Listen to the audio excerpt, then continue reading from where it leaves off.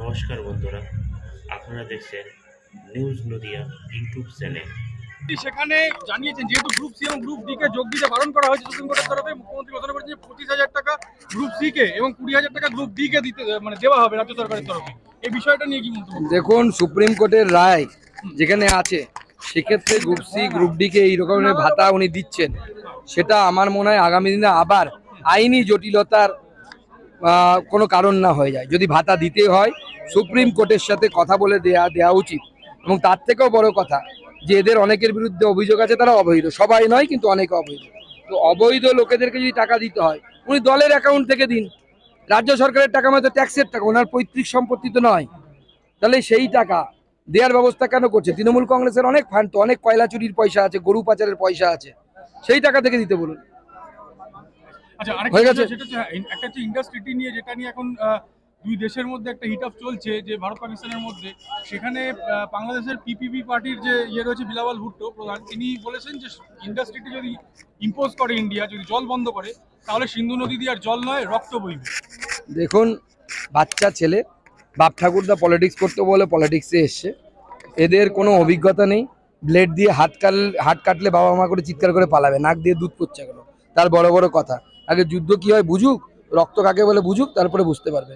এর আগে পাকিস্তানকে আমরা একবার ভেঙেছি, তো আমাদের কি শক্তি আছে সেটা আমরাও জানি, ওরাও জানে। অতএব বেশি ফটর না করাই ভালো। আরেকটা, অমিত শাহ বলেছেন যে রাজ্য থেকে পাকিস্তানিদের চিহ্নিত করে তাদেরকে বার করুন, প্রত্যেকটি রাজ্যকে নির্দেশ দিয়েছে। আপনি কি আশা রাখছেন যে পশ্চিমবঙ্গ থেকে এরকম কোনো স্টেপ নেওয়া হবে? মনে হয় না। তাহলে তো মুখ্যমন্ত্রী নিজের মন্ত্রিসভা থেকে অনেক লোককে বের করতে হবে, কারণ মাননীয় মুখ্যমন্ত্রীর মন্ত্রিসভাতে অনেক লোক আছে যারা পাসপোর্টের দিক থেকে ভারতীয়, কিন্তু তাদের মনের পাসপোর্ট দেখলে তাদের পাকিস্তানি মনে হবে। বিধানচন্দ্র কৃষি বিশ্ববিদ্যালয়ে এ নিয়ে লোকাল নেতারা নেতৃত্ব রয়েছে। চলো আগে বাড়ি।